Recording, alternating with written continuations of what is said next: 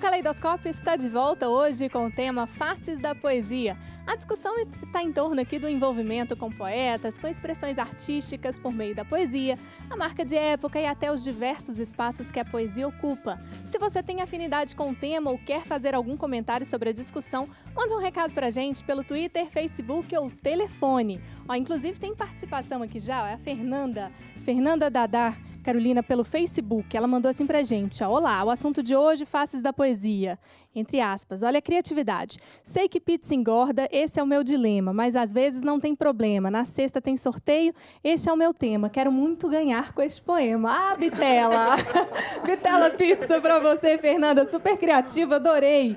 O Luiz Fernando também mandou aqui pra gente participando, uma poesia pra ser boa. Precisa ter rima? Inclusive a gente terminou o bloco anterior falando um pouquinho sobre isso, né, professora? Precisa ter rima? De jeito nenhum. Não necessariamente, não né, Luiz? Não necessariamente. Bom, há poemas belíssimos com rima e poemas belíssimos sem rima, não é? O Drummond costumava dizer que é muito mais difícil fazer poemas sem rima e com versos livres, porque você tem que criar o seu ritmo, né? Você tem que criar um ritmo que seduza de alguma maneira. E se você já encontra o prato pronto, que é a poesia feita, fica mais fácil, né? Aí, ser bom poeta e inovador no ritmo, que é a grande dificuldade. E o grande desafio. Inclusive, agora a gente está na linha com a Clarice Freire. Clarice, você me ouve? Boa tarde. Boa tarde, é Simone, não é? Isso, Simone. Obrigada, viu, Clarice, por aceitar aqui o nosso convite. Ela está de longe participando aqui com a gente por telefone, no Caleidoscópio. Está no aeroporto, inclusive? Não, estou na estrada. Já conseguiu, então, sair do aeroporto. Isso, é meu. A Clarice Freire, gente, ela é do Pó de Lua e ela tem 26 anos, super jovem, publicitária e trabalha diretamente com uma forma diferente até de trabalhar a poesia, não é isso, Clarice? Isso mesmo. Como é que começou esse projeto, assim? Nós vamos mostrar imagens aqui um pouquinho do seu trabalho, que virou um livro, né? E aí você trabalha um pouco com o tamanho da letra, com a sua mensagem. Como é que foi esse trabalho? Como é que ele surgiu? Olha, resumindo a história, né, porque a história é um pouco longa, eu escrevo desde pequena. E ele começou, eu costumo dizer que começou desde que eu aprendi a ler e a escrever. E aí, meu pai é escritor, minha mãe é assistente social, mas também é ilustradora. Então, desde pequenininha que eu escrevo muito por causa dele e que também desenho muito por causa dela. Eu estou ouvindo minha voz aqui, estou ficando confusa. E aí, eu acho que cresci juntando essas duas coisas, sabe? Realmente eu cresci e até hoje eu não sei, acho que no meu trabalho isso acabou se misturando muito. Eu não sei o que é desenho e o que é escrita, acabou virando uma coisa só. Tanto que muita gente classifica meu trabalho como poesia visual. Porque algumas vezes a ilustração se confunde com o texto se confunde com a ilustração, não é bem uma ilustração, né? Aquele desenho é como se ele fosse uma palavra e a palavra também se torna um desenho. E eu acho a ideia até, Clarice, assim, era seguir um pouco, a partir dessa sociedade que a gente está vivendo, onde tudo é imagem, né? Essa coisa rápida do imediatismo, as cores também, o desenho, o tamanho da letra, isso chama a atenção. Você teve essa sacada, assim, ou isso aconteceu sem querer? Foi completamente sem querer, porque assim, não existia nem internet, né? Quando eu comecei a fazer meu trabalho desse jeito. Quando ele já era assim, desde o começo, né? Eu criei o blog no final de 2010, claro, já tinha internet. Mas eu não tinha nem sequer um celular que tirasse foto na época. Eu criei um blog, eu trabalhei em agência, né? Publicidade por 7 anos. E quando eu estava no meu primeiro estágio, eu passava entre um job e outro, eu ficava desenhando e escrevendo minhas poesias para poder esvaziar a cabeça e não enlouquecer. E no final do dia, eu estava cheia de papel ao meu redor. Então eu pegava naturalmente tudo e jogava no lixo. Pegava tudo e jogava no lixo. Muito e aí o pessoal legal. do trabalho percebeu isso. E aí fizeram, você tem que criar um blog, você para pelo menos de jogar no lixo as suas ideias. E aí eles criaram um blog para mim e eu comecei a transcrever minhas poesias para lá. Porque eu nem sequer tirava foto. Então ele já era daquele jeito, mas não existia nem público, né? Eu só registrava mesmo para não perder a ideia. E hoje o público, assim, você tem um público fiel, né? Tem jovens, principalmente, gostam muito do seu trabalho. E tem um lema também que é super interessante, que é para diminuir a gravidade das coisas. Isso. Muito legal, principalmente num dia a dia onde todo mundo tem um ritmo tão frenético e pesado, né? Uhum, exatamente. E assim, isso também foi outra coisa natural, né? Foi um susto perceber esse público que você citou, assim, do dia para a noite, assim, 6 meses, o blog saiu de 10 mil seguidores para 1.300.000. Nossa! Então, assim, uma página na internet de poesia, literatura nacional, que tem 1.300.000 seguidores, realmente é uma coisa muito surpreendente, né? Para mim foi um presente. Incrível. Olha, eu queria agradecer muito a sua participação aqui no Caleidoscópio, viu? A sua atenção. Obrigada mesmo por compartilhar essa história. Parabéns pelo trabalho.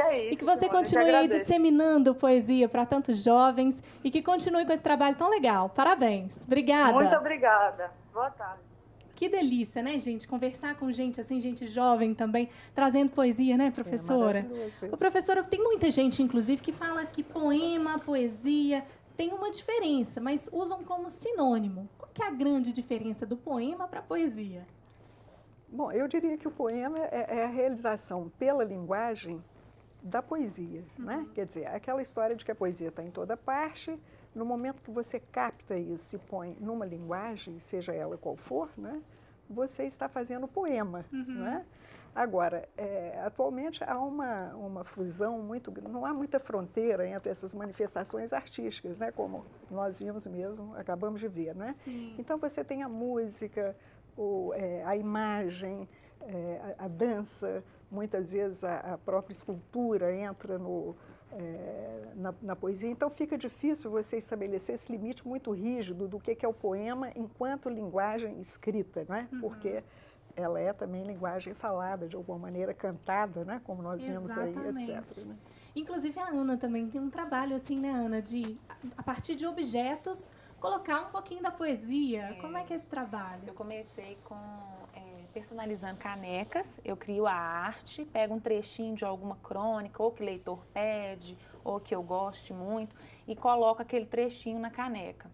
E depois tive a ideia de colocar na camisa também, fazer estampas com as frases com trechos, né, trechinhos das crônicas, e colocava aquela frase, colocava um desenhozinho do lado, uma borboletinha, um coração voando, alguma coisa que simbolizasse bem. Essa questão da imagem também que a gente até mostrou, né? Inclusive, a gente vai mostrar já a caneca para todo mundo ver. Agora, professora, inicialmente a gente teve um movimento também, né? Do concreto, assim, trazendo essa questão da imagem muito forte na poesia. Exatamente. Né? Quer dizer, o concretismo acho que abriu uma porta enorme, né? Para essa questão da imagem na folha branca do papel, como eles diziam, né? A questão do verbo visual, né? Você explora o verbal, né? Você explora a imagem, você no mesmo momento que você olha essa imagem, você capta a mensagem toda, né? Quer dizer, e daí deslanchou para uma coisa muito mais ampla, né? Na verdade. Mas eu acho que o concretismo foi um marco ali, né? Foi um marco deu o primeiro passo. Né? É verdade. Legal. Bom, vamos então de música para animar aqui ainda mais esse programa sobre poesia. Vamos lá, o que vocês vão tocar agora pra gente? Isso aqui eu vou passar pro Diego aqui falar sobre. Diego. O Diego tá ali quietinho, fez quase uma mágica na música anterior, a gente viu aqui, legal demais. E aí, o que vocês vão tocar agora? A gente vai tocar O Velho Moço. Ela é uma letra que ela já tem uma métrica, né? Ela funciona... e ela tem uma ideia meio autobibliográfica, assim. Ela fala do mesmo sujeito em diferentes fases da vida dele, usando palavras muito próximas, mas a partir disso, com ideias completamente diferentes, né? Como a gente muda no decorrer da nossa vida. Muito bom. Então, bora de música hoje. Los Outros aqui no palco do Caleidoscópio, trazendo um super som. Bora lá?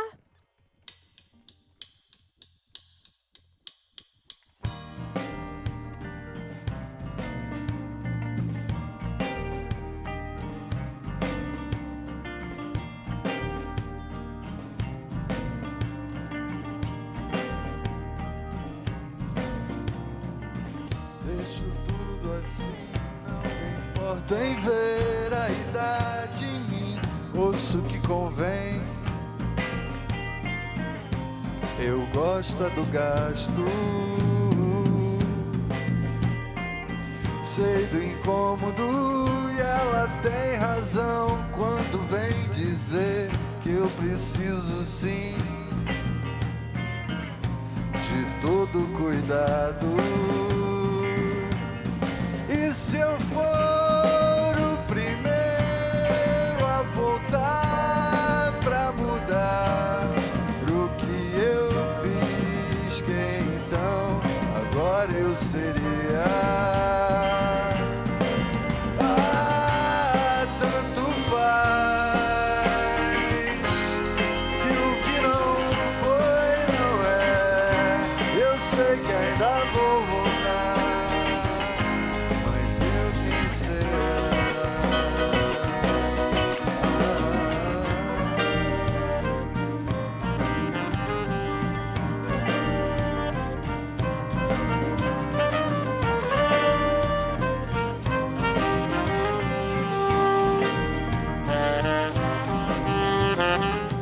Deixo tudo assim, não me acanho em ver vaidade em mim. Eu digo que condiz. Eu gosto é do estrago. Sei do escândalo e eles têm razão quando vêm dizer que eu não sei medir nem tempo